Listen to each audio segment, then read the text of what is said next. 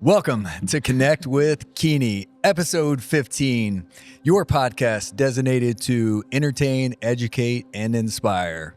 Today, I have a special hometown guest from Scioto County, Portsmouth Clay, Willersburg, local legend, local leader, local legacy, a change maker, a way maker. I could go on and on. But more importantly, your head coach from Willersburg Pirate School, Coach Teresa Ruby. Welcome to the show. Thanks, Matt. And that was a lot of adjectives there. I don't know I live up to that, but yeah, thanks for having me. Thank you. As we were talking earlier, I set out on a goal of 52 weeks. I wanted to sit down at a table that actions over time builds character. For 31 years, I think since 19. When did you start at Clay? Coaching? 1992? Yes. 92. So 92 to 2025. It's a long time. I'm not very good at math, but I think that's it's a long time. Yeah. So with that being said, a long time to make good decisions, a long time to make bad decisions, a long time to be consistent or not consistent. But in sports, we have data that showcases winners and losers. And there is a lot of data that reflects within your coaching tree, your coaching pedigree, that I'm setting across from a winner.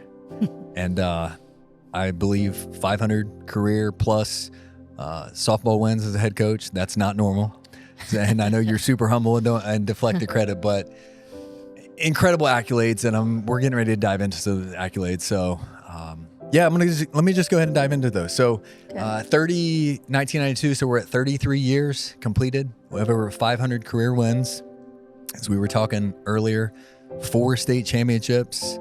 Not only a state championship coach 4 times, but you also was the privilege to be an athlete state championship, correct? 2 times. 2 times? 2 times. Okay, don't get it wrong. Yeah, right? 2 times. 2 times. I am proud of that. Heck yeah, being an athlete, being a state. So now, not only did you put in the work as an athlete, not only did you know what it took to overcome to get that state championship as a Scioto County, as a Portsmouth Clay, that nobody says Portsmouth Clay could ever win a state championship. Too small. Gray, clean, or green, clay, east, the has-beens, not big enough. Yeah. And you were before my time, but I'm sure those were some exciting times in Scioto County. Yeah, I was privileged to be on a team where high school softball first got started. Wow. And I remember my 8th grade year at Clay, they said that we could either have track or softball, and they let the girls vote. And obviously softball won. So we were played on one of the first high school programs in the state. Yeah. I can remember teams on their spring break would come down from Cleveland to play. And we would play during school. They'd let the kids out for recess, and at the old Rubyville school, which isn't there anymore, but they would let the kids out for recess to watch us play a doubleheader against a team from Cleveland. But I had the privilege of playing for Clay and Carol Weiss, who I think, I have always said this: if you play softball in Scioto County, even Southern Ohio, those are 2 people you probably don't know, but you owe a lot to, because they had the vision for the program. And as a coach, as a player, but as a coach, they provided me with a foundation that I still use today. It was just the initial part of coaching. People that I looked up to, they became second parents. We were a family. Yeah. And that's something that I always talk about with my kids, that I hope when they leave the program that I'm at now, that they look back on the relationships and they have the friends that I still have in my life that are a big part of my life, and they're part of my family. They're my chosen family. Yeah, so you're giving all the credit and accolades to your mentors, your coaches. I'm setting across from you today solely based on the leadership I had in high school. You're from the county, and I know I'm going to say these 3 names, and you're going to no doubt think highly respected, but Coach Dean Schuler, right? I think his 570 career coaching wins, 33, 34 years of blood, sweat, tears, loyalty, legacy. And that's when kids, you're putting on the purple jersey. You're representing an Indian. So kudos to Dean Schuler. And I also had the privilege to graduate with his son. So I got a little bit more attention and care because he was there all the time. Right. Coach Darren Crabtree, a character, but also passionate. He built a football program.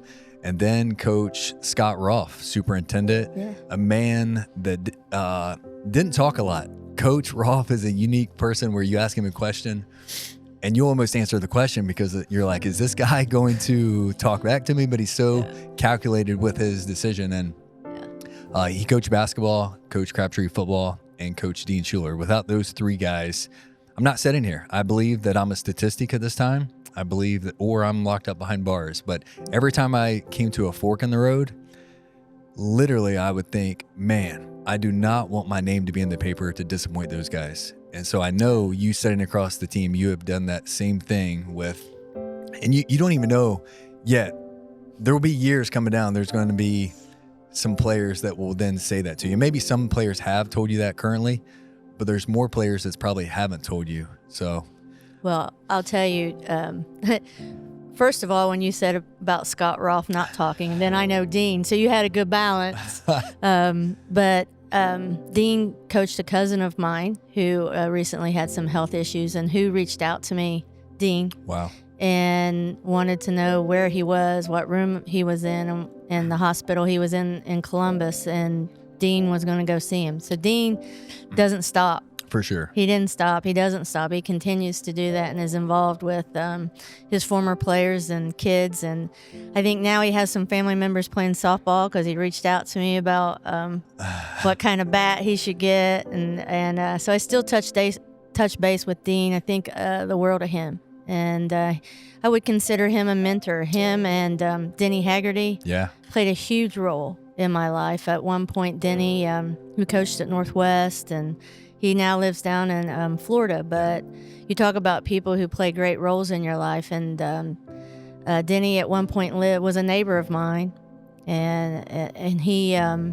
taught me how to shoot basketball. And that's what paid for my college, was a basketball scholarship. I don't know that I would have ever gotten to that, but Denny talked a lot about, confidence, believing in yourself, having a vision, setting goals. Those are all things, you talk about people who come into your life and play a big role, and they don't always know the role they played. And but Denny and his wife Susie were integral parts of my life and where I'm at today.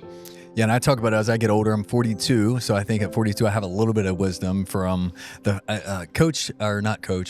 Dr. Jared Bentley taught me something. He said, your first 30 years are a freebie. 30 to 60 dictate 60 to 90. So 0 to 30, we're all idiots at the end of the day. Yeah, you're not wrong. Trying to figure it out. All right, 30 to 60, you have a chance to impact, legacy, be consistent, growth mindset. Yeah. And then hopefully, I think at 60, it's either I don't know, I would say it's kind of too late for change at that point. Either the body's taking its toll, you're not going to change the mindset. But if you begin to impact at 30 or younger, that you have 60 quality years ahead of you. So that's a Doc Bentley quote. So not only did you have a 2-time state championship in Sauter County, you came back to your alma mater. Yeah. Came back to Portsmouth Clay, and coached for, 14 years? Yeah. 14 years. And just talking transparency, that's I would say a pro and a con. Sometimes you are, as an adult, you are not respected in your hometown or appreciated for the value you bring. However, you was able to guide that team and that program to multiple wins. I believe a state championship appearance or a Final Four. Yep, Final Four.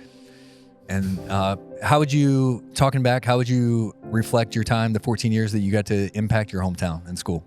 Well, I talked about Clay and Carol Weiss, and that was important to me when I had the opportunity to go back and coach there, was to attempt to recreate the culture and what I thought that program represented when I was a part of it, and it was such an important part of my life. So the opportunity to go back, I can't say that I ever thought I'd go into coaching. I really didn't. I know coming out of school, I was encouraged a lot to, hey, go teach, go coach. You need to do that. And, I'm a little bit of a defiant kind of, you tell me to do that, and I'm probably going to do the opposite. Yeah. So I went into business, and but the opportunity to go back, I felt compelled to do that, and I thought, well, I'll do that for a little while. I think as a coach, then I know a lot of those kids will come back and they'll see me coach now, and they'll tell me I've gotten soft. But I think I've evolved, and I think as a coach, to be successful, you have to be a continual grower. Absolutely. You've got to educate, and you've got to adjust, and I think I've done that. But as we were talking a little bit earlier, I think I was more fiery then, and wins were important because I wanted the program to be what it was. And I think it was, when I played on it, I know it was one of the best in the state. I mean, I played 4 years of high school and lost 2 games. That's not normal. It's not normal. And the 2 games we lost were in the Final Four. That's not normal. I never lost a regular season game. Our team never lost a regular season game. That's not normal. Yeah. And so I wanted to have the program back to that prominence, and it like you said, you go back, and I get into female sports. There's a lot of battles you fight for female sports, and I think that right now is an exciting thing to see, is that the prominence of female sports. You look at the Women's World Series. The viewership of that outdrew the college men's World Series. Like, I never would have dreamt. In my day, it's crazy to sit and watch softball on TV or women's basketball on TV. I never got to do that growing up. It was important to go back there, and I think it was a great experience for me. And I think it made me a better coach. And like you say, you have good decisions, bad decisions. There were plenty of challenges. Yeah. But I see those kids. I see the kids and their kids now and their families. I've talked about that, and just had a couple of them reach out to me yesterday, and that's so fulfilling at this point. Absolutely. But it was a rewarding experience. And, at the time when I stepped away, my mom was ill, and there was an opportunity to be an assistant coach at Shawnee. And I thought, well, it would give me more time to be with my mom and be there for her. And so that's, the reason that I ended up stepping away, and it was the right time.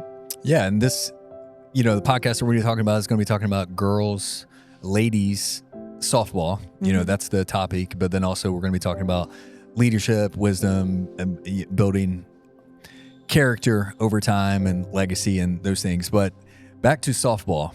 I'm not a softball guy. I played a little bit of baseball, and even when I was playing baseball, I'm like, man, it's a little bit boring sometimes. Yeah. I can say softball is not boring. It's not. The fast pace, and watching in college softball, like I'll sit on the couch and watch softball World Series for 4 to 6 hours. I mean, those ladies are intense. It's fast. And but some people don't get experience, right? Like, I'm a baseball player, so I never got to watch softball because we're playing at the same time. Right. I have a daughter that's 9. She's not really into softball yet. So go watch a softball game. You're going to be entertained. Yeah. And the game's evolved so much. It's such a different ball game right now. But you have the ladies are so much more athletic. There's so much more that goes into it. But you're right. Baseball's so much more of a slower game. Yeah. And softball's quick, an hour. Maybe a little over an hour sometimes, but it's quick, it's fast, it's exciting, and I think the popularity of the game is growing such that the World Series this year, they're going to enlarge it from 16 teams to 32. Stadiums are selling out. They're building stadiums. It's an exciting place to be in right now. Yeah. So wrapping up Clay High School. Clay High School were 228 wins, 80 losses, 6 district championships, 1 regional championship, and 1 state Final Four appearance. You take a brief pause, help out at Shawnee State. Once again, pouring into your family. And not only this, Coach, you're in not a unique situation, but reflecting, it's so hard to coach a high school sport and not work within the school system. It's a challenge. Absolutely. It's not, like, once again, it's not common. I don't know that. Name a high school football coach, name a successful high school basketball coach that is working in another profession and being excellent at that profession. So you went into business, I'll probably butcher this, but not hospital care. Help me out here with the term. Hospice, Southern Ohio Medical Center. I've been the administrative director there for 35 years. Yeah, so with that comes a lot of responsibility. You have a huge umbrella with a lot of employees, and a lot of people count on you to make the ultimate big decisions. So there's, but guess what? Softball practice goes on 5-7 days a week. I don't know your exact schedule, but after school, 3 to 5 o'clock, there is no, we're just going to cancel practice today. I have a meeting. Like, it's non-negotiable. There's practice, there's standards. So you're building a winning culture in 2 different fields. I know Southern Ohio hospice care has a great rapport with the community. It's offering, the last days of somebody's life, trying to give the best experience. And not only that, to comfort family. So many times we have family taking care of the mom and dad in their last days, and it's 1,000% exhausting. My mom currently she's taking care of some elders, and from daylight to dark for 3 months in a row. So just to give family a break, sometimes to sleep. We all need some sleep to give care. So you're building 2 programs, and then you move on to Willersburg High School, I believe in 2014.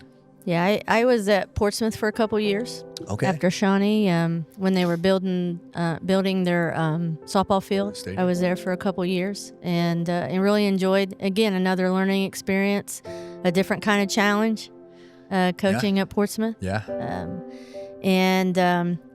After that second season is when my mom passed, and a dream my mom always had was me coaching a state championship team. It was something that we talked about. It was something she really wanted me to do, and there was a sense of urgency then when she passed that I really wanted to do that. Yeah. And the opportunity came open at Willersburg. It was a really difficult decision. Yeah. To leave the kids at Portsmouth, but it was just a higher calling for me. Yeah. So 2014, you accept that job at Willersburg High School. It's not the program that it is today. So you've been there 11 years, 2014 to 2025. Yeah. Had a COVID year in the midst of that. Yeah. And those, I may have not the exact numbers, but so in 11 years, we've compiled a record of 225 wins, 13 losses. Once again, not normal.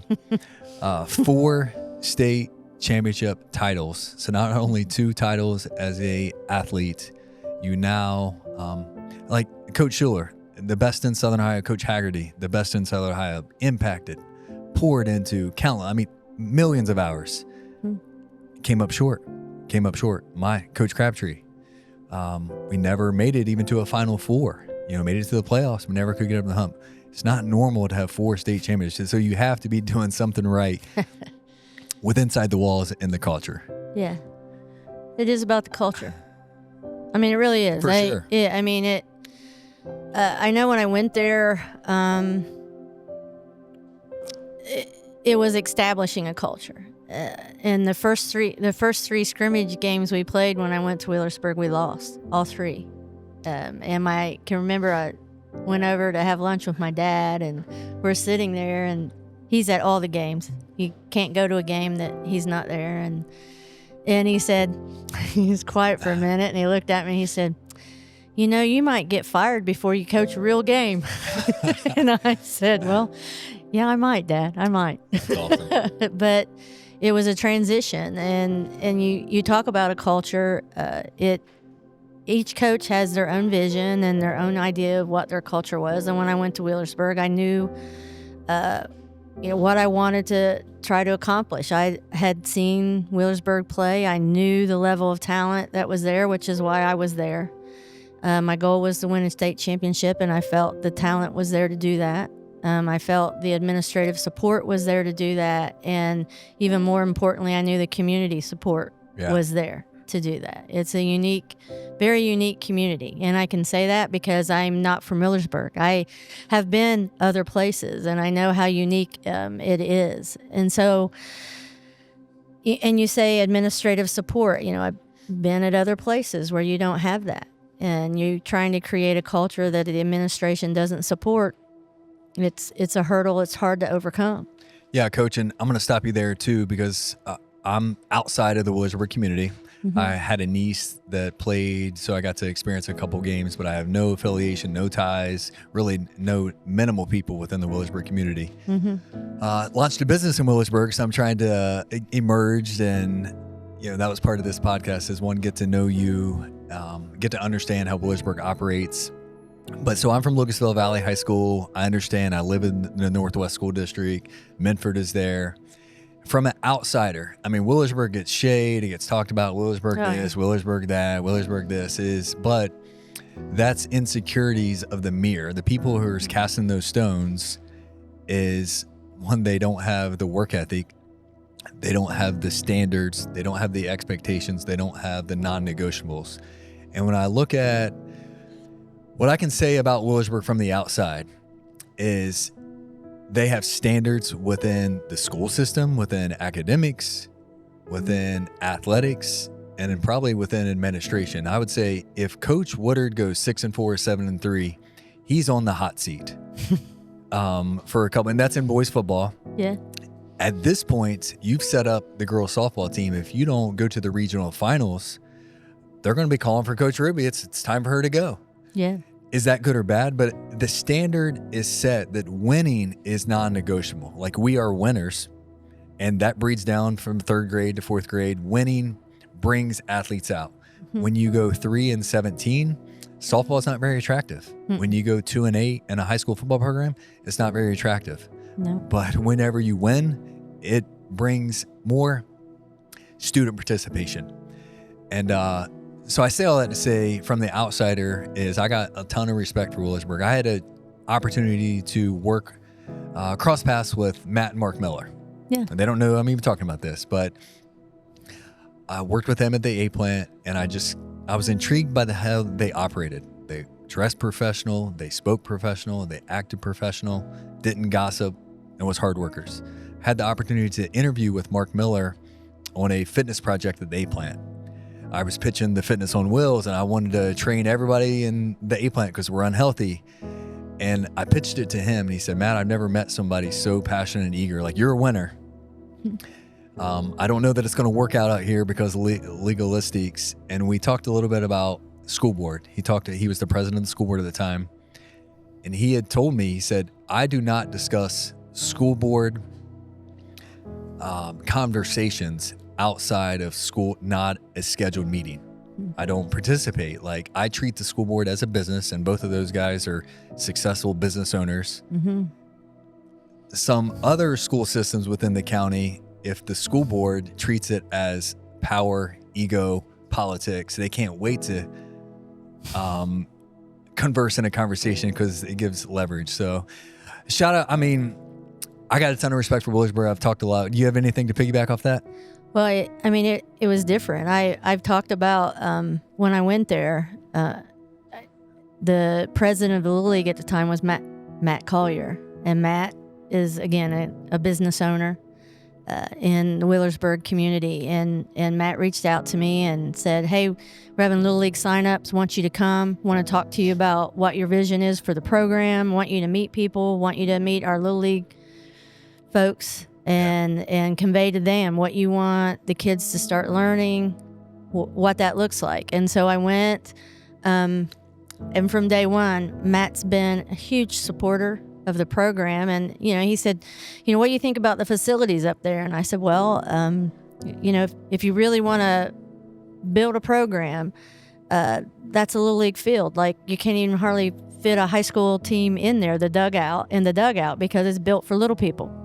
And the next day, the dugouts were gone. And he had marked it off, wanted me to come up. Hey, think about the size of this. What do you want here? What do you want there? It never stopped from there. It's been conversations to the point that I'm sure we're building a new softball facility up there, and the community support has been tremendous. And Matt Collier's part of that, and he's invested his talents as a project manager, but also his company, and is been a big part of donating and facilitating that whole project. But there is an expectation of winning, but as you build your culture, and this is what I tell our kids, like, yes, I've never had a good time getting my butt kicked. Never. Yeah. It's not fun. But there is a way that we will win. And it'll be in a way that we, each of us sitting here, are proud of. It's a way that our community will be proud of. And here's what that looks like. And we talk about it. We talk about being good to one another.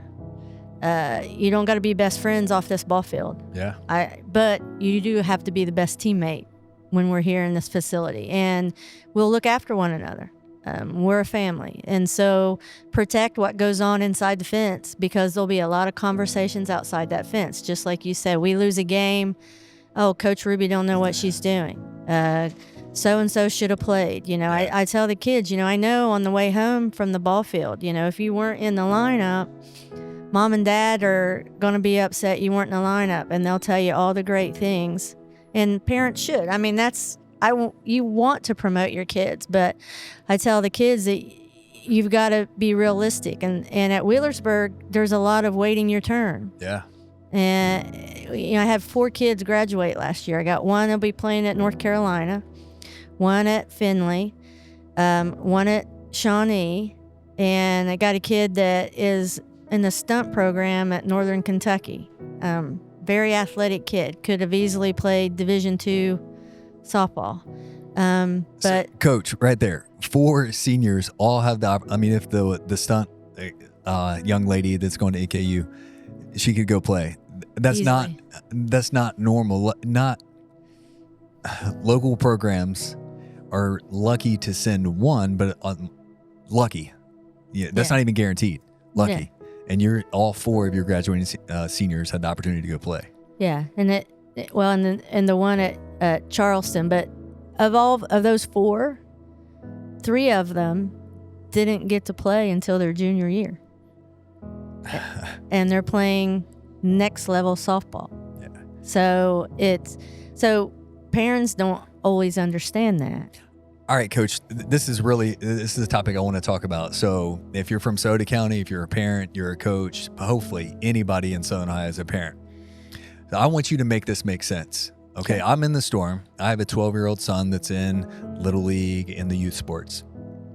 I observe Wheelersburg, their football program, they keep it in-house. They don't have to go play the Northwest. They don't got to go play the Mighty Falcons. They don't got to go play Portsmouth. They develop in-house, and they try to keep dads out of the program. Little League. It's been around for 100 years. Mm-hmm. All of a sudden, Little League is no longer good, right? Wheelersburg stayed in Little League. Mm-hmm. Every other county school decided they had got to get their 12 best and go play their 12 best, and it's all competitive. We got to play the other schools so we can get better. I was not for it. Fought. Even Nolan Crabtree, a good friend of mine. Me and him, he's the head baseball coach, voicing it's a bad idea to get out of Little League. Our Little League says, nope, we got to go play their school. So make it make sense to me why Wheelersburg goes on for state championships, still in-house, playing Little League, how it used to be 100 years ago, but other schools have to change the way and never make it to a state championship. Can you make it make sense? Well, I can only speak on our behalf. I think we do want to develop our own, and our Little League coaches do. I mean, they see our practices. I get asked by the coaches, like, what should I be working on? What do you want me to work on? I think when kids are younger, when you develop a program, if you want to take your top 12, what happens when 5 of them when they get older, don't want to play anymore. Absolutely. And the kids that you ruled out would have developed into your better players. You can't build a program, and you can't foresee what kids are going to do when they're, especially boys. Yeah. Of all things, boys have growth spurts at a later age. So the next thing you know, I mean, I saw this at another school. They did the same thing. They took like their top 8 kids and played basketball with them. Well, the kids that were, the boys that were most athletically developed were the ones who, were your shorter, hadn't had that growth spurt, well, they never did grow. Well, the boys that ended up being like, 6'1", got ruled out at a young age and never did play. Yeah. I think you can't foresee those things. So you just give, in Little League, all the kids get an opportunity.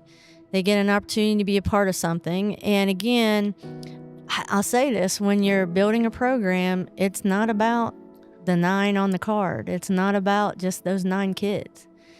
It takes, however, I got 15 kids, it takes all 15 of us. If I've got 18 kids, it takes all 18 of us, because what happens is, what we say, iron sharpens iron. So I need kids every day that are going to compete. I need every day a kid that's going to push the kid in front of them. It's going to challenge them at practice.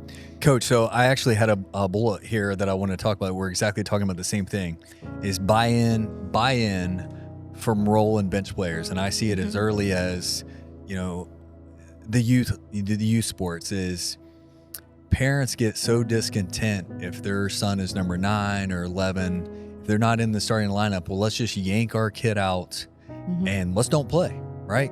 Versus being the role player, taking your time. That's starting 5, one of them is going to quit. One of those is going to choose a different path. It's time under tension. But my question is, how do you get your role players and bench players to buy into their role on a state championship program? Well, we've been blessed. Like I said, I've got 3 of those kids who waited their turn, and I can tell you, Emma Smith, second base at University of Charleston, was probably the best second. I would put her up as one of the best second basemen in the state. But again, she waited till her junior year to get the chance to play. Wow.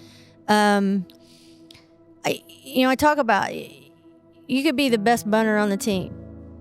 Okay, I need you to work every day to continue to be the best bunter on the team. But also now let's work on developing the rest of your game, because what's going to happen, we're going to be in a huge game, and I'm going to call your number, and I'm going to need you to get the bunt down. Now, did you check out on me? Did you check out on the team? Are you not going to be able to come through because you're not ready for the moment, and you're going to let all of us down? Or are you going to be the kid that accepted that role, continued to work, continued to get better, because you will get your chance? I tell the kids, I can't always guarantee that if you work hard, if you come here every day and give me 1,000%, that you'll be in the starting lineup. I'm not going to promise you that. Yeah. But I don't know anybody who has been served wrong or not benefited from working hard. Whether it comes out later in life, For sure. for whatever you do, you will be better for it. And our team will be better for it. So, again, be the best you can be. I will give you 1,000%. And I know I'll tell them, our coaches will give you 1,000%. This team will be what you want it to be. Every year, it'll be what you want it to be. Because, I talk about one thing I've been blessed, and part of our culture is that it's player-led. And when I say player-led, if I have to beg you to go work after practice, off-season, we're not going to be successful. Yeah. And that's the reality of playing high school sports today. If you have a goal of playing next level or even winning a state championship, it doesn't happen February to June. Yeah, Coach, and maybe selfishly, let me brag. I got an opportunity one season, I think in 23, I got to come watch you guys play several games that year. So I had a niece that was a senior on that team, Kiera Kennard. Eddie. What do you call her, Eddie? I call her Eddie. Eddie. Every day, Eddie. And what I got to observe is senior, one, Kira, a beautiful smile, hard worker. I think she's a girl that you just like head down, doesn't complain, does everything. And she struggled maybe at the plate a little bit her senior year. And she was a rock star center fielder. Oh. Now, and what I gave her parents compliments just the other day at Christmas, I said, you know what? You allowed Kira to be on a state championship team, be the best teammates, and be the best center fielder on the team. Had you guys flared up and said, why isn't, Kira at the batter's box and da-da-da. But I guess what I'm saying is how you found a way to communicate with Kira. You found a way to make her to buy in, and she gave you the best effort. And then she got to a little bit when her number was called, she performed, but you've done that with multiple athletes. And maybe I'm just getting a selfish plug to Kira because she now works for me at Ironton. She's in the Keeney's Kitchen umbrella, and just a beautiful young lady. Just graduated, getting ready to start her physical therapy program. One of the best kids I've ever had the pleasure of working with. And you're exactly right. Not only were the parents supportive, but Eddie bought in.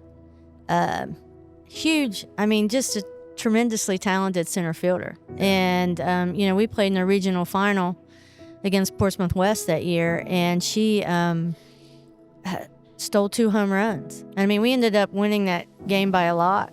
It was going to be a challenging game. You had Sydney McDermott on the mound, and who's playing Division I softball at Valpo. Yeah. And we knew it was a huge game going in. Had she not stole those home runs, it could have been a huge momentum shift, a different ball game altogether. But Eddie's quality, and you see what she's doing. Like, she's graduated early, top honors, going into the PT program. Not surprising. Yeah. Not surprising at all. But Eddie was one of those that bought in, and another one of those kids that waited her turn. Yeah, absolutely. So we'll go ahead and move on. And as I'm talking to you about being a head coach, being a successful business developer, being a leader within an organization, is you have to have a gift and ability to empower others and to mold and train, and when having the innate ability to constructive criticize, set the standards, set the expectations, and then also praise. How have you intentionally empowered your assistant coaches instead of controlling them? Well, I'll brag, I have the best staff in the state. Yeah. And again, we were talking earlier, I try to surround myself with people who challenge me to be better, and purposely trying to find those people. So, I've got Susan Reitzel, I've got Dusty Salyers, Jackie Conley. All 3 of those bring a ton to the table, and we all balance each other. We all have a different strength. Yeah. Something we bring to the table, and they all have roles, defined roles. Some of it, very basic, very black and white, like Dusty and I are infield coaches. Susan Reitzel's outfield. Jackie Conley is a Valley grad, does pitching.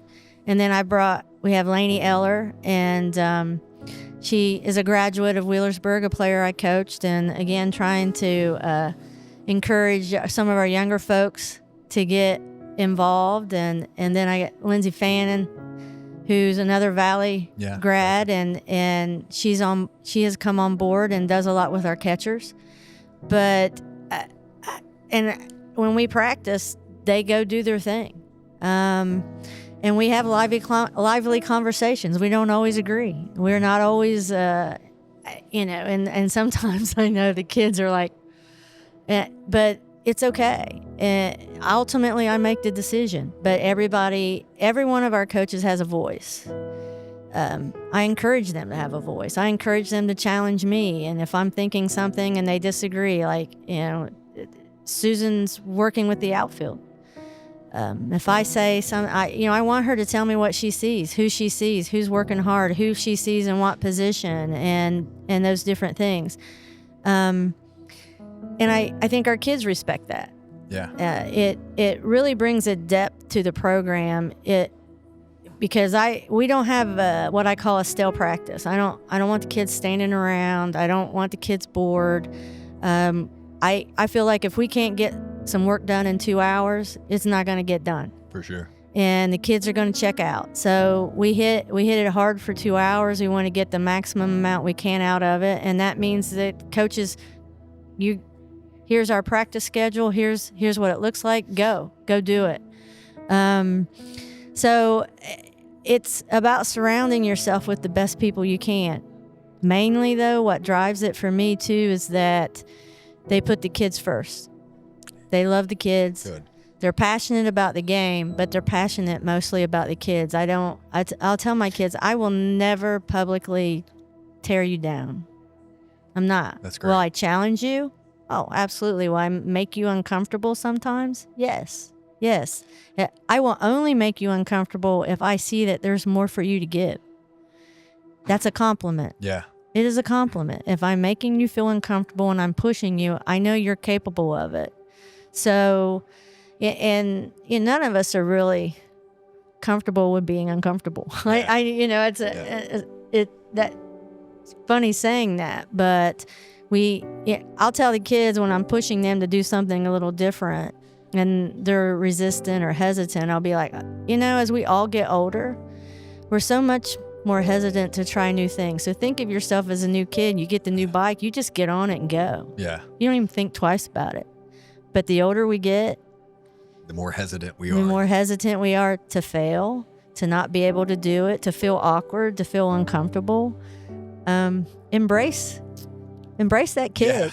Yeah, sure. Exactly why we're sitting here. I dislike my speaking ability. I said, you know what, Matt? I'm going to become a better public speaker. And I hope one day that I have the opportunity to lead talks or empower others and impact, and sitting in the chair and building reps and getting uncomfortable every single day with you.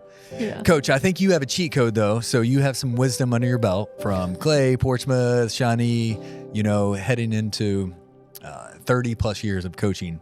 Mm-hmm. I think confident coaches can delegate and empower.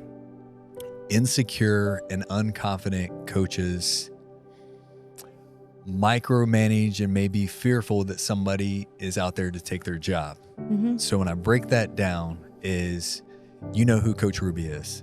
Yeah. You know the knowledge and the wisdom that you understand the game. You know how to treat others. So you do have a cheat code because you are that person.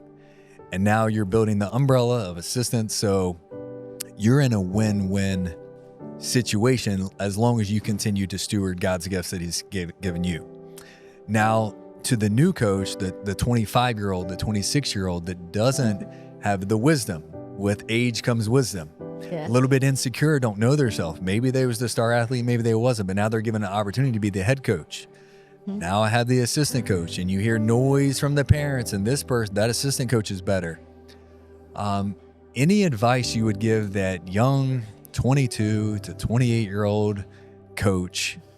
How do you deflect noise, and how do you not control your assistant coach, but how do you empower others with minimal confidence? Well, the key word is, you said it, confidence. It's no different than being an athlete. Yeah. You have to have a vision for yourself and a vision for your coaching. So and that's not just goal oriented. It just can't be about the wins. Is the culture, like, who will we look like as a team? Don't say wins and losses. Who do we look like as a team? And these are some fundamental things. It's I talk about how we look when we get off the bus. Mm-hmm. We talk about that. Because I tell the kids, the game doesn't start with the first pitch. It starts from the moment you get off the bus. Yeah. Understand that. You're sending a message the moment you get off the bus. So if you get off the bus with your shoes untied and your shirt untucked and half of a uniform on and all this, and okay, you're already giving, to me, the other team an advantage. When you get off the Wheelersburg High School bus, you'll be dressed appropriately. When we get onto the field, I don't need to tell you what you're doing. Just what you're doing. Yeah. Go do it. Without me telling you what to do. You know how to pregame. I shouldn't have to tell you. Us coaches, we don't babysit you. And we practice that. That's awesome. We practice that at practice. And key word.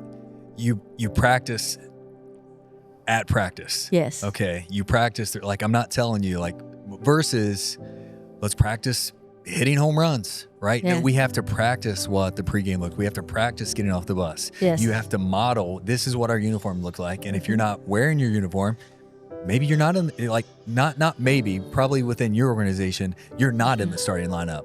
Yeah. If, let's see here, I got a couple names down here. And no disrespect or respect, I just got 5. Like, if you go down the Macy Eaton, Katie Boggs, Annie Jo Howard, Faith Howard, Bree Kleiber, like some of your heavy hitters over the past years. What happens if Andy Jo Howard forgets her glove at home, forgets a cleat, and gets off the bus, but she's supposed to be the starting pitcher? Maybe there's a backup. Yeah. Or all the kids are trying to hide it from me, and she's calling mom and dad to get her glove before I find out about it. But I talk about that's mental preparation. Yeah. And if you've forgotten that, then you're not mentally prepared, because that's part of winning is the higher of a level that you play, the more mental preparation plays a huge part of what you're doing. As a younger kid, you're the better athlete. You'll have success. Yeah. High school, then you need to start to study and mentally prepare for a game. You go play Division I softball like Macy Eaton or Katie Boggs or any of these kids that are playing next level softball. Mental preparation becomes an even more important part of what you're doing. So again, talking about that, I think the last couple of years we've spent more time on that than we ever have. And again, as you talk about as a coach, you have to evolve. And that's what I would tell a young coach. Study the game and be open to new ways of doing things, and give your players a voice. Now, have discipline, but give your players a voice. I think kids today need to know that you care about them. For sure. 20 years ago, it wasn't really an important part. But today, kids need to know that you care about them and that you're passionate about what you're doing, that you're bringing just as much effort as what they are. But it's about relationships. And I would encourage a coach to have coaching relationships. Like, know your kids. Know what you're in high school. You're going to have kids there for all reasons. I may be there just because my best friend's playing. Yeah. I may be there because I'm a volleyball player, but I don't want to be inactive and I want to stay busy. So I'm playing softball. And then you'll have your serious softball players. So there's just a huge mix of why kids are there. And you have to be able to connect with all of them. Yeah. To bring it together. Yeah, that's so key. As I'm in the youth stages, and you see so many, youth sports. It's this whole other element, but just beat down versus praise, have fun. Mm-hmm. Back to 20, 30 years ago, our little league experiences. You got to chew gum. You got to make errors. Like mom and dad still praise you off. Hey, you was the best. Good job, kiddo. Yeah. Now I even catch my son, and what I like to teach, coach, and maybe you could piggyback on this. Control the controllables. What can I control as an athlete? What can I control as a coach? I can't predict the weather. If it's raining, my mentality is good. Mm-hmm. That means it's raining for them too. Good. Yeah. Control the controllables. Attitude and effort. What can I control? Mm-hmm. My son, I do not care if he scores touchdowns. I don't care if he scores points. What drives me the most, maybe it's the coach in me, because I'm still head coach and love to coach, is body language. Oh, yeah. Weak body language, dropping my head. Yeah. That's unacceptable. You got the Keeney on your jersey. You're representing me while you're out there. Like, right. I wake up and work 12, 14, 16 hours a day. I don't get tired. And if I am tired, I don't show tired. When I show tired to my staff, you know what that does? It allows them to be tired. Yeah. I had a meeting with my general manager here at the cafe. She came in tired, frazzled one morning, and we've openly spoke about this, and I witnessed it. And the next day, I sent her home. I said, hey, you're tired. Just go ahead and go home. I got it. She came back in the next morning. I said, hey, let's talk. I said, you know why I sent you home? And like, she was bright-eyed. She said, yeah. I said, you just empowered our entire staff of training to be frazzled. And luckily, I'm a head coach and have some wisdom. So control the controllables. Attitude and effort, I think, can go way more than talent. Talent any day. Oh, absolutely. And you say to control the controllables. And I said, I'll tell the kids, I'll never tear you down. Well, I will get on you for the controllables.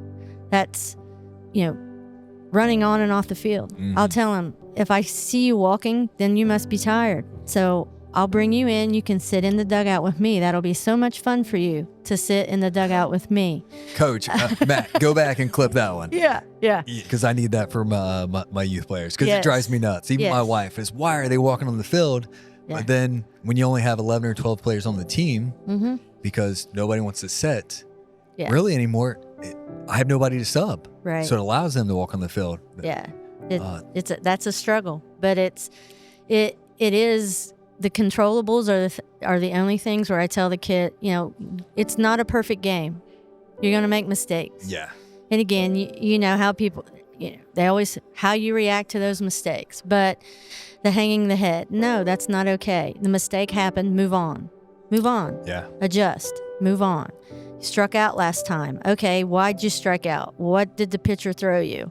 Have you been paying attention to what the pitcher's been throwing the whole game? What's their out pitch? Okay, study the game. You don't you study within the game.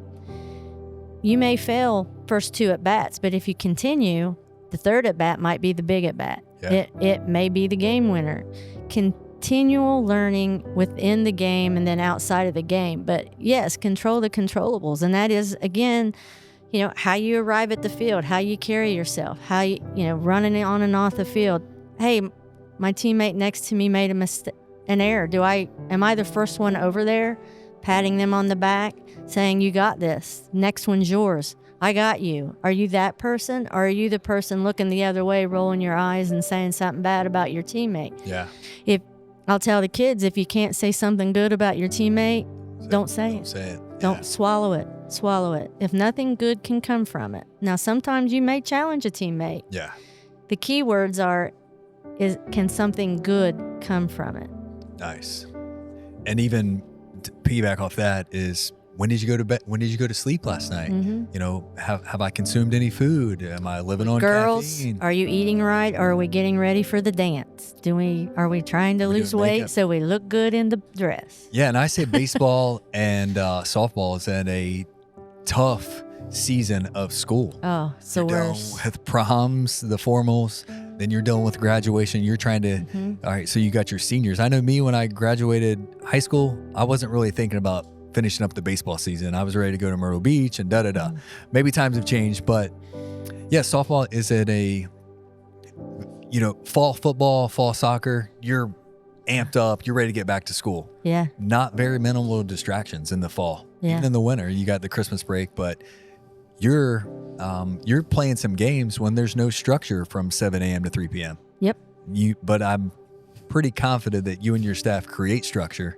We do. Whether it's a 9 a.m. work. And I think even during your state championship runs back with Kira, would you guys practice twice a day? Or was that Notre Dame that did that?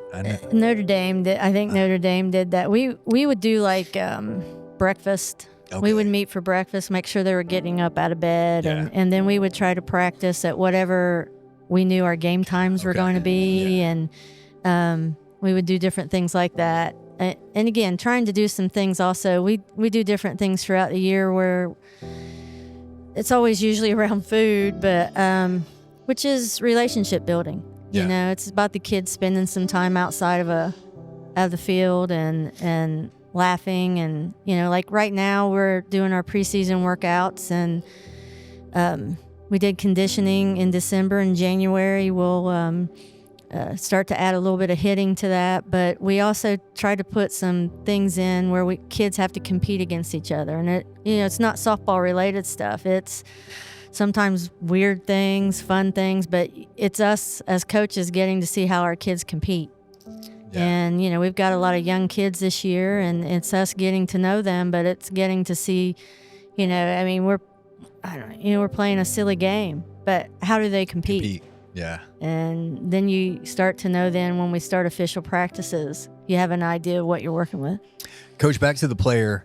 Not trademarked, but I came up with this about 7 or 8 years ago when I was leaving corporate America and we're really just trying to find my passion, purpose, gift. Like, man, we're the dash. We got a born date and we got an end date.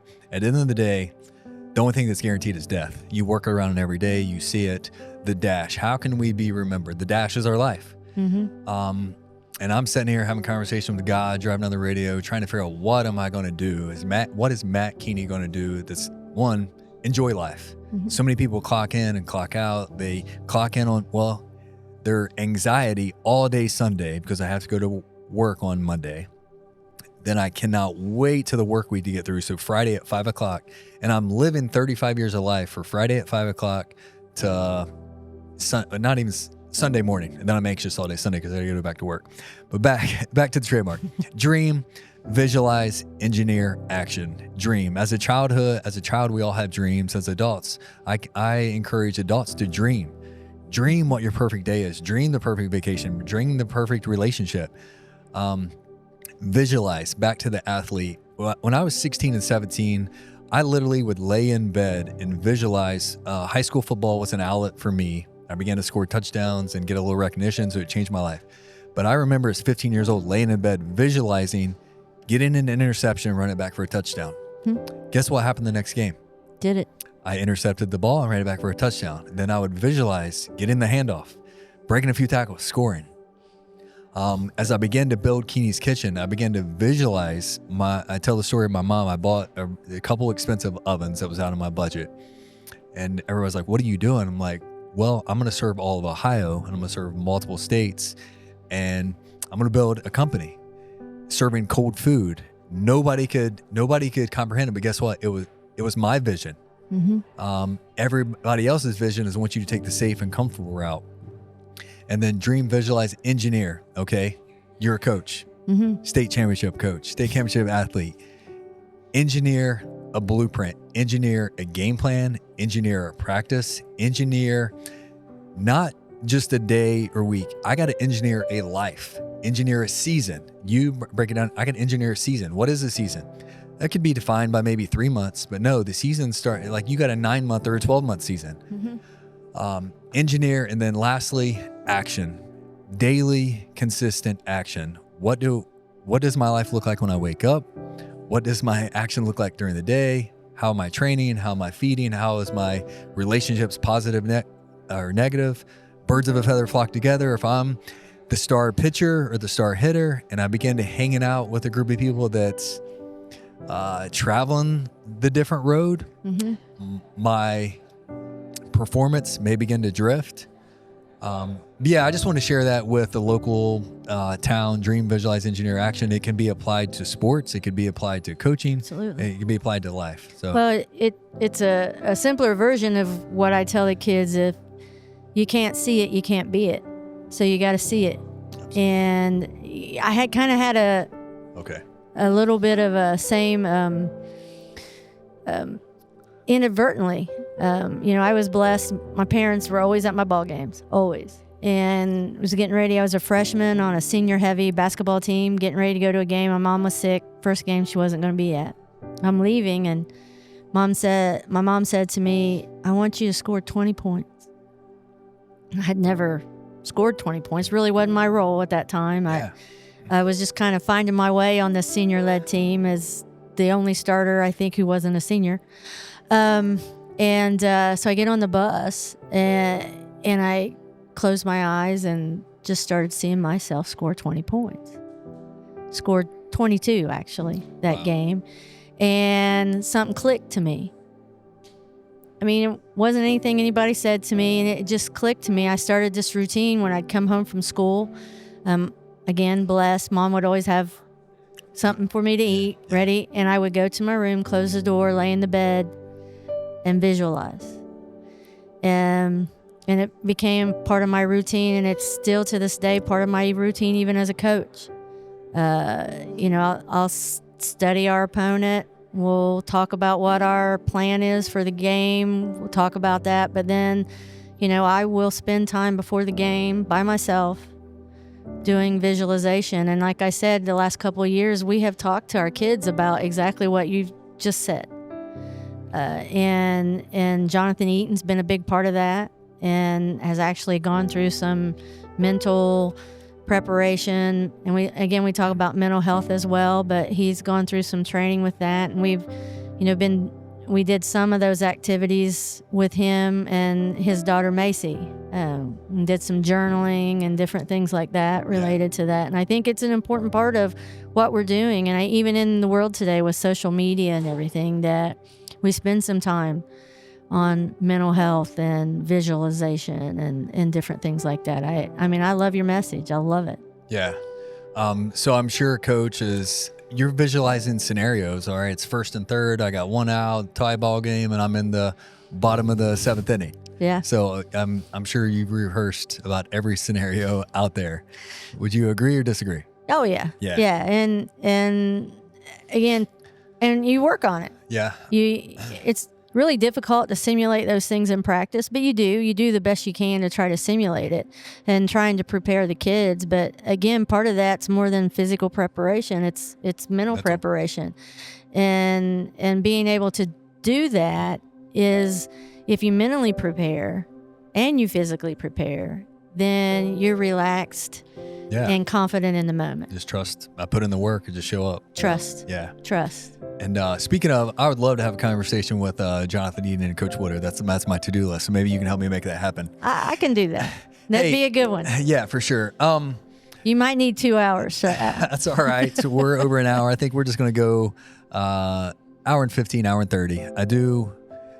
I want to get not some rapid fire questions, but really the next 10 or 15 minutes is I want to learn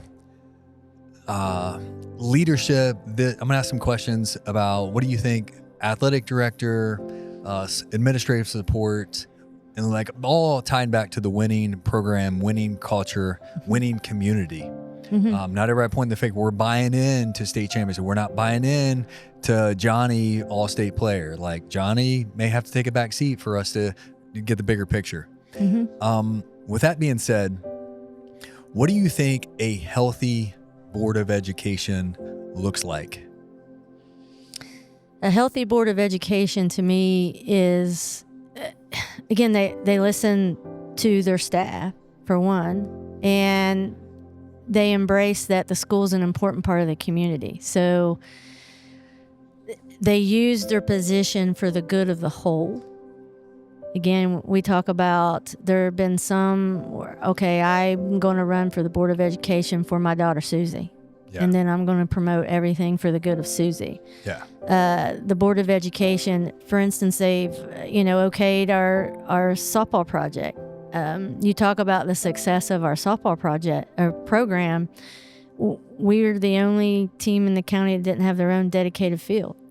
And it wasn't a bad thing. It was a good thing. We were there. The Little League programs got to see us practice and got to see who we were. And a lot of those faces that were the other side of the fence already knew what they wanted to be when they got to be in the inside part of the fence. Yeah. And there were a lot of benefits to it. But as the program grew, there were a lot of challenges to it. And the Board of Education, embracing that and okaying a project that, we hope will be a state-of-the-art project in the county, and it will drive other schools to do the same thing. The legacy of, for me, if I can continue to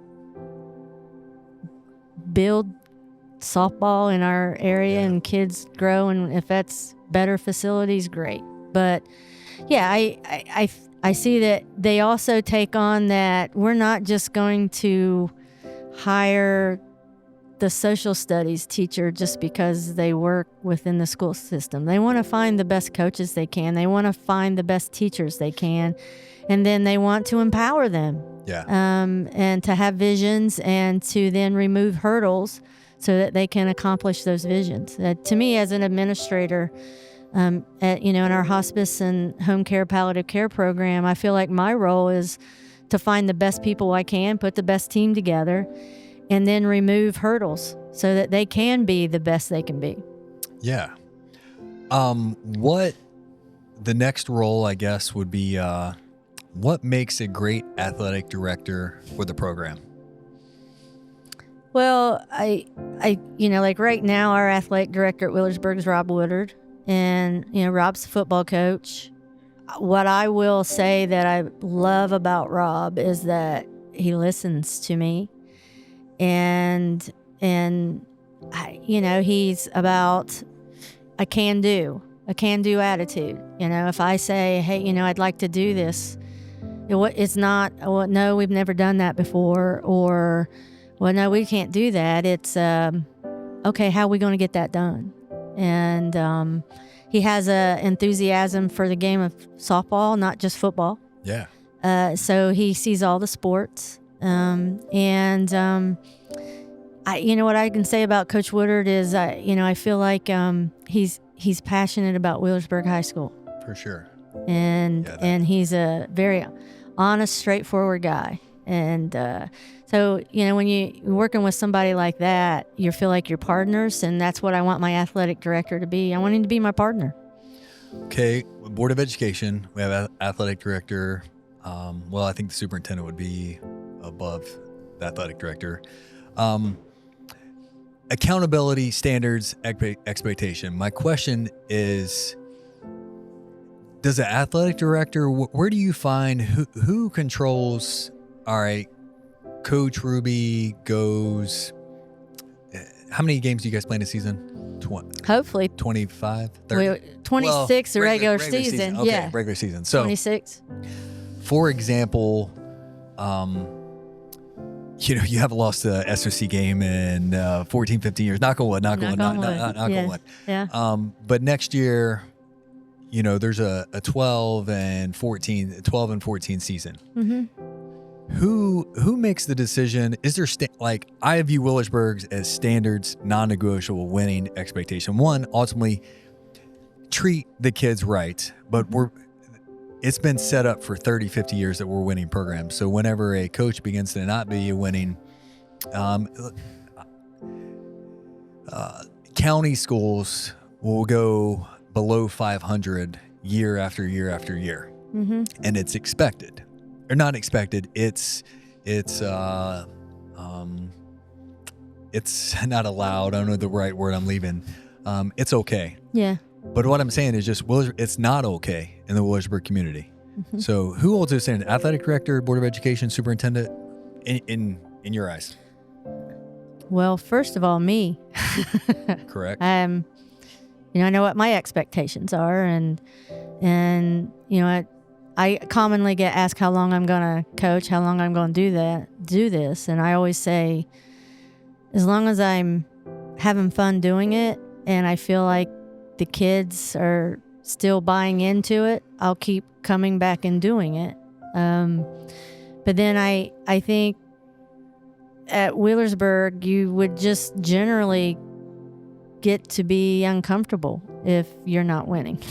Yeah. I mean, you would just start to be uncomfortable about it. I think as far as the administration, I do think they value that you're putting a team on the field that they respect and, I want to say behaves, but carries themselves in a way that we expect our kids to carry themselves. So I think, you do get a pass on that. But I think ultimately, if you're going to start to, for me, I'm speaking for myself. If I start to put together back-to-back seasons of a team that has higher expectations and aren't performing at a level that they need to, I will step away from it myself because maybe I'm the problem rather than I'm the problem. Yeah. Yes, I'm the problem, and I always after a loss, all my reflections are internal. Yeah. I'm not looking at a fault other than what could I have done better. I know ultimately the kids have to perform on the field. They do. But at the same time, getting everything connected and getting them prepared, that's my role. Absolutely. And if it's not happening, then that's my ownership. And I own that. So if we're not performing at a level that we should, then I would step away. Sure. Yeah, extreme ownership within the Keeney's Kitchen company here. We make mistakes, maybe weekly, every other week. And I take blame. I take responsibility. Hey, that's my fault. I didn't empower you. I didn't give you the tools you needed to make that right decision. I didn't give you the tools, between website to labels, the 20 different modes. We have a chance to make mistakes. And I always say, okay, I'll take responsibility. Let's learn from it. Let me teach you. Let me empower you. Let's not make the definition of insanity is doing the same thing over and over and expecting different results. Oh yeah. Well, it's again, we're not perfect, but we can be perfect in our effort to be perfect. Absolutely. Wow. Chalk that one. Yeah. Hey, we talked about this a little bit, but I'm going to redrive this to a young coach. We live in a entitled instant gratification society, all-time high. We live in a keyboard warrior. It's real easy to text Coach Ruby. It's not very easy to have a one-on-one conversation because nobody wants to have the one-on-one. It's real easy to send you a text. Say, hey, Sally needs to be the starting pitcher. Yeah. How do you handle parents who believe they should, coach from your inbox or from the stands? Well, and I'd say within your program, it probably don't even happen because you don't allow it. No, it does. Okay. It does. Well, what you say, don't allow it. I don't. I believe in personal conversations. So one of the first conversations we have, and we have a parent-player meeting, is I tell the parents, if a kid's unhappy, I want them to come speak to me themselves. These kids are not going to be here for, if they're a freshman, 4 years. That is going to go fast, and they're going to have to learn to speak for themselves. So it needs to start now. Yeah. And so I tell them that, and I tell the kids, if the first time I hear about something from your parent, I'm going to be disappointed. So come talk to me. Yeah. If you're unhappy with your playing time, come talk to me. We'll have a conversation. And then if your parents still aren't satisfied, we can have a conversation. I'm comfortable in the decisions we make and feel I can explain them. But we do live in an instant gratification society. And yeah, I have some of those same problems. We had a team that won a state championship last year, went undefeated. Yeah. Tremendously talented team, and still had some people not happy that their kid wasn't on the field. And it's one of the more difficult things you'll have to do as a coach is the we over the me. And, the wait your turn, which, we've talked about a lot today. It's not an easy one. And, I know I went through 4 years of high school, was a successful athlete, and went to college and had my first experience actually sitting on the bench. It made me a better player. It made me a better coach, ultimately. Was it the most enjoyable experience I've ever had? No, not at all. And did I always approach it in the right way? No. But I learned from it. And when I did get the chance to play, it made me a better player. It also made me be a better teammate because I learned to include and respect those that were having to play the role that I had to play. Yeah. And as a coach, I think it makes me a better coach because I do value everything that I've said this, and I'm not just placating. I'm not just putting it out there. I firmly believe that every kid plays a role in the success that we have. And it's not just in the dirt. Yeah. And so it is a difficult thing. Do I respond to text messages only to say, well, glad to meet with you and talk to you? I talk to kids a lot about shutting out the noise, and the noise is everything outside of the fence. And it's my responsibility to do the same thing. Yeah. And, I know, we've lost 13 games, and I know I was questioned in every 13 of them. And that's just the way it works. That's just the reality of it. Do I know that when I look at the mirror, when you look in the mirror after those games, that I do everything I could? I have to find comfort in that. And, and as coaches, after every one of those 13, did we question? Did we maybe want to do something different? Yes. Did we make the best decision we could in the moment? Absolutely. I love that, Coach. I say reflection in the mirror is your greatest asset or your biggest nemesis. Mm-hmm. So many humans in life dislike the reflection in the mirror currently. Yeah. It's whether it's through behaviors or actions or something. But when you can look in that mirror and be like, wow, I'm proud of that person. And it just doesn't happen overnight. And maybe you live a lifetime and it never happens. But it is, I'm a firm foundation. I am that person that was unconfident.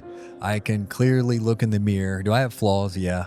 Man, I'm confident in myself because I'm confident in my daily actions. And quickly, I'd like to ask you about not a morning routine, but what time do you typically go to bed and what time do you wake up? I usually get up about between 5:45 and 6. Okay. And I'm usually winding down about 10. Okay. Now, I'm trying. My mind doesn't always cooperate, but yeah, I'm trying to about 10. I think, and I always ask that because the common thread between high achievers, I'll sit here across from you, you're a high achiever. And the common thread is the power of routines, whether that's consistent bedtime schedule, consistent wake up schedule, whether it's an exercise or going for a walk. I love exercise more than anybody. And I don't do that for my physical appearance. I do that for the dopamine and the energy that it provides. Like before we came up here today, I hit 2 miles on the treadmill. I knew I wanted to sweat because it gets me more clarity. Had I not exercised before I had this conversation, I would have been a little bit more sluggish. Yeah.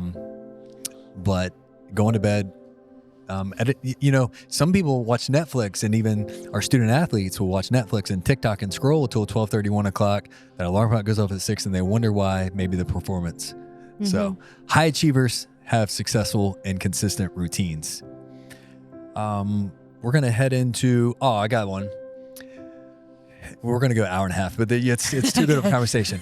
All right. Multi-sport athlete. Mm-hmm. You talk about you state champion softball, but then you went to college to play basketball. Well, it's 2025, and guess what? At 11 years old, my son is going to be the next Nolan Ryan. And maybe people don't even know who Nolan Ryan is. All right. I do. Let's say Ken Griffey Jr.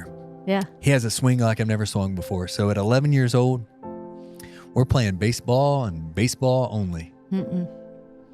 Multi-sport athlete versus single sport athlete. Who do you want in your team?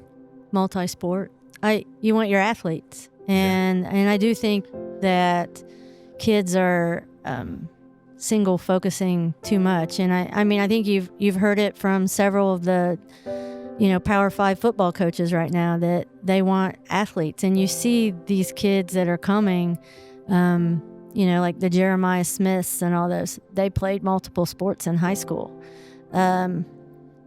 If anything, for muscle development. Yeah. I think you see so many kids that if they single focus, that their muscle development isn't, if I'm playing softball, basketball, and volleyball, look at all the different sets of muscles. I always knew that when we got through with volleyball, when I'd go to play basketball, I'd be sore all over again. I'd be like, why am I so sore? Like I was an active kid. I didn't stop, and then when I go to play softball, I'd be like, why am I sore? Like it's different muscle groups that you're working, different agility levels that you're working. And then just the team aspect of it. I'm very much multi-sport. I'd never discourage a kid. The only thing that I would get is, for instance, a pitcher, softball pitcher, they have to work and be a little more focused on their craft than what, a shortstop would have to do. And so I would hope, and what I try, like if I have a basketball player or a kid that's going next level volleyball, I try to work with them so that they can still do some of the stuff they need to do for the sport that they know that they're going next level, because I still want them to be a part of our softball program because they're still contributing and being a big part of what we're doing. So I hope that the other coaches can honor that and still keep the players involved. But so you're telling me that softball pitchers are allowed to strength train, basketball players are allowed to strength. You mean you encourage, as a softball coach, you encourage strength training? Oh yeah, absolutely. Okay. Absolutely. I didn't think a pitcher was allowed to pick up a weight if that was a pitcher. Oh yeah, they can do weights. They just need to make sure they work in flexibility. It's doing it the right way. I always thought, like, if you was a basketball player, you wasn't allowed to lift weights because it affect your shot. That's what I've heard from local basketball coaches. I think only if you don't do it the right way. Yeah. I mean, I find a stronger kid than Katie Boggs. Speaking of, I was about to say, you got 11 athletes on the softball field. No, 9. Sorry. Yeah, 9. Katie Boggs' uniform fit different. Yeah, it does, and she's built different. And again, you talk to kids about physically, you're going to be born with certain things. Like I knew growing up, it was like a light came on. I'm like, there's always going to be somebody more talented than me, but I can always never let anybody outwork me, and I can always not let somebody be smarter than me. Know the game. Study the game, know the game. And so, Katie physically, I mean, there are some kids that could work 24 hours, 7 days a week. They're not going to be built like Katie Boggs. It's just like some kids, and they're just going to be slower than others. It's not that they've done anything wrong. It just is. So take the physical abilities you have and enhance those, right? So, strength training, but you also yoga. We do yoga. Sure. We do a lot of yoga during the season, not just for the stretching part of it, but for the mental part of it. You'd be shocked when we're done how much the kids are just in a whole different mind. Mental clarity. Oh my gosh. Relaxation, the quiet. meditation. They don't do much quiet. These kids today don't do much quiet. Yeah. And so I always tell them, if you strength train, great, but make sure you stay flexible. Make sure you're working in the flexibility part of it, because that's just as important. Don't be one big tight muscle. Yeah, and as gifted as, I don't really know Katie Boggs. I got to see, of course, in social media, I got to see Katie exercise, and I'm familiar with PSKC and a few different things, but I saw her power cleaning and doing bar muscle ups and swimming. So not only was she gifted, but she practiced the craft. She practiced the craft of lifting weights and exercising. Yes. Maybe had good role models and mentors and coaches.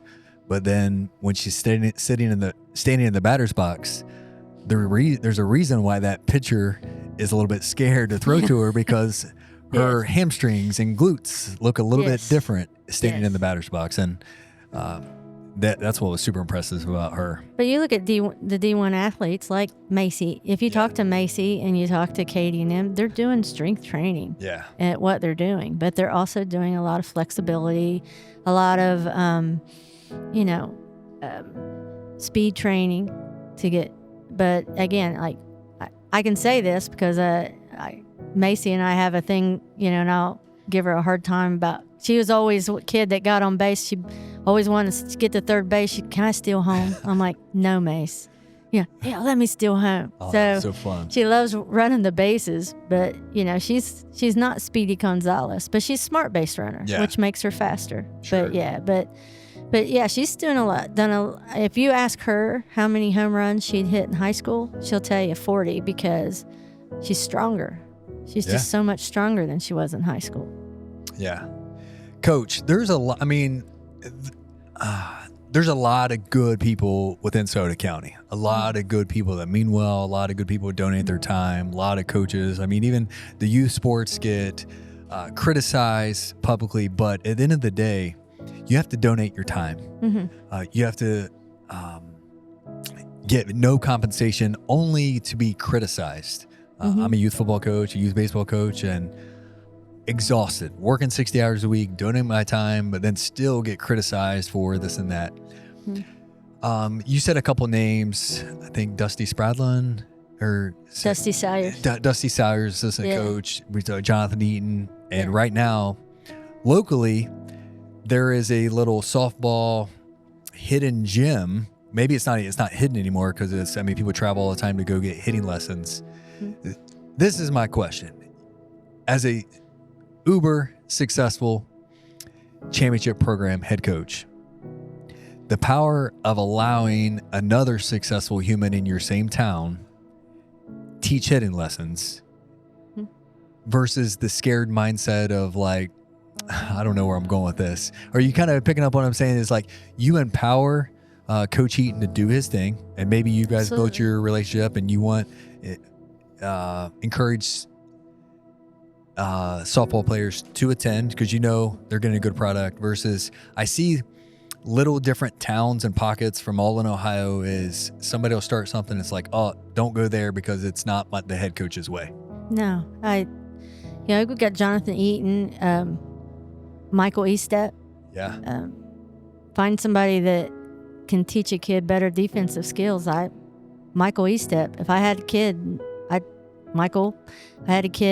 Jonathan hitting, Adam Lalonde hitting.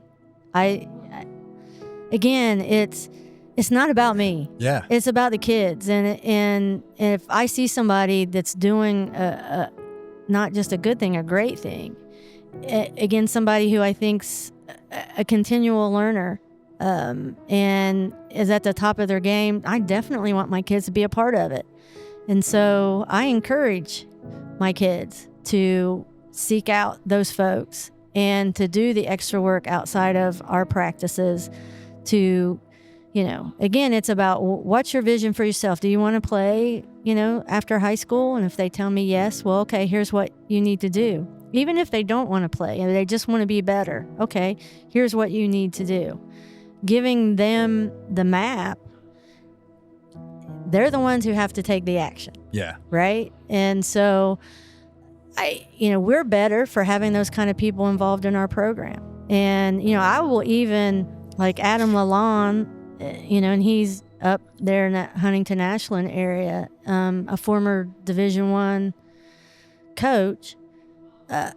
I'll have kids that are going to do lessons there. We'll have our practice. I'll let them leave a little early so they can get their lesson with Adam. Wow. But in saying that, those kids will have gotten in 500 swings that day. Yeah. Why is that going to be wrong? It's not about me. I'm not all knowing. Sure. I learn every day. So, Coach, I set you up with that question just to encourage. We got so many high schools within our county, 15, 16, I think, and then surrounding. Is as a head coach, you're limited with time, you're limited with resources. Attract and seek out. I'm only sitting in this chair because I had the desire to go find people better than me, and then I've desired to learn from people way better than me, and then continue to empower. There's somebody within the Portsmouth West, the Southwestern, that can add value to the program and want to, seeking you shall find, knock on the door, versus I also see the resentment and the powerful is like, nope, it's me and my little 5 or 6 staff. As one improved is like, just be curious and allow other people in the community to help if it's the same values and cores and they have the value-added mindset. Well, you hit it right there, and it's being transparent.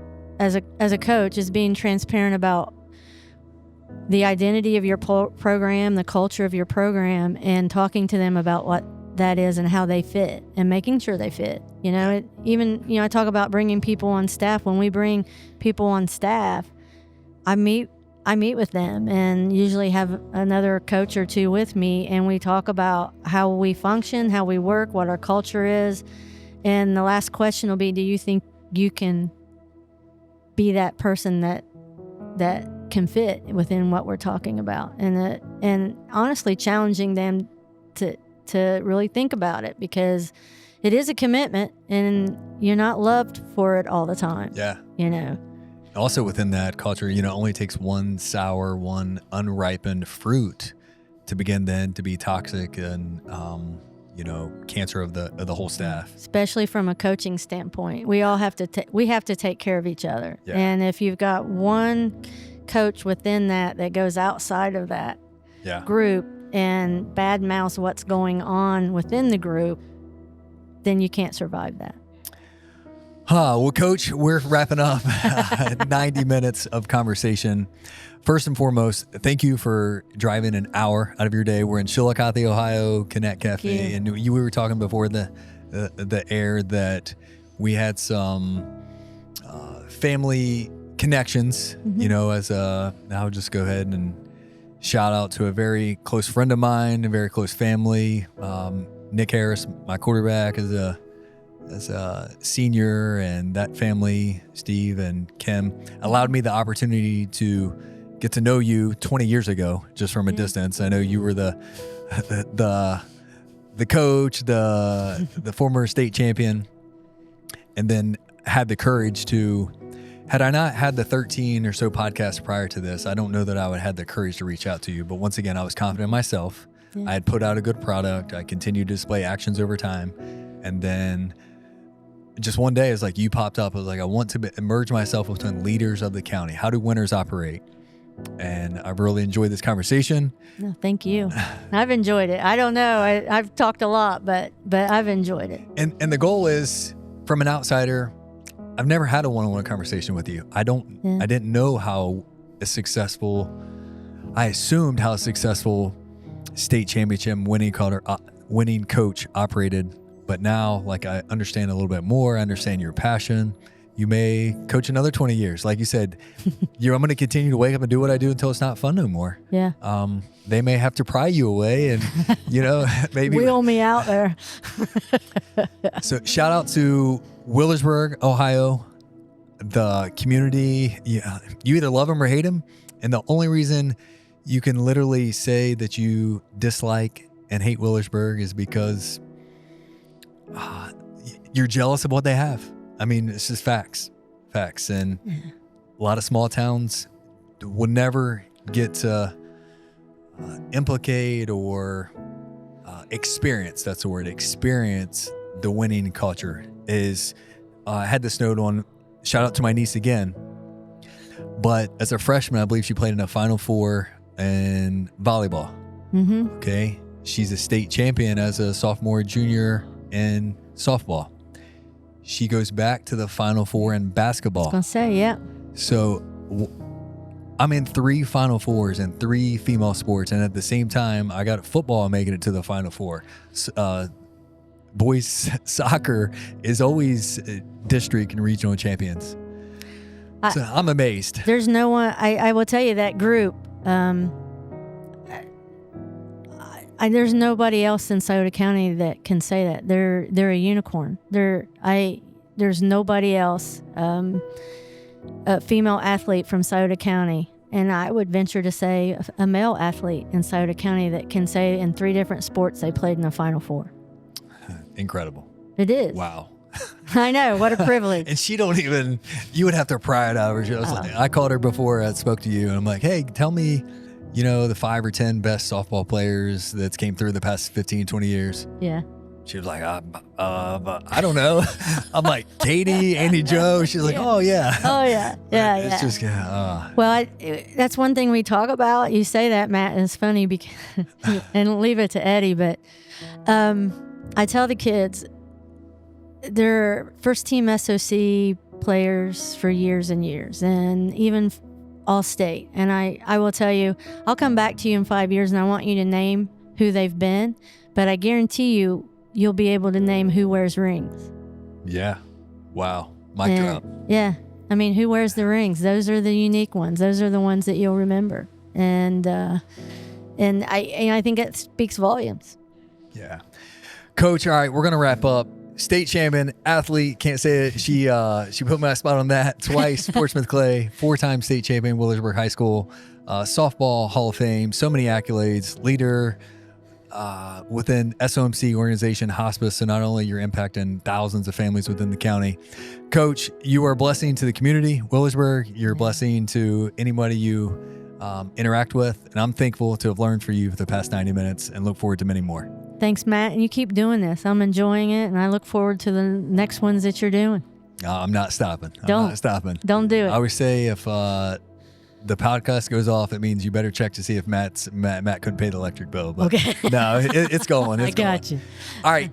You have experienced Connect with Keeney with your head coach, state champion winning program, Coach Teresa Ruby. If you enjoyed this podcast, please, you can find it on YouTube, Spotify, Apple. Share it out with a friend. We're just trying to impact and empower local leaders within Southern Ohio. Thank you, Coach. Thank you.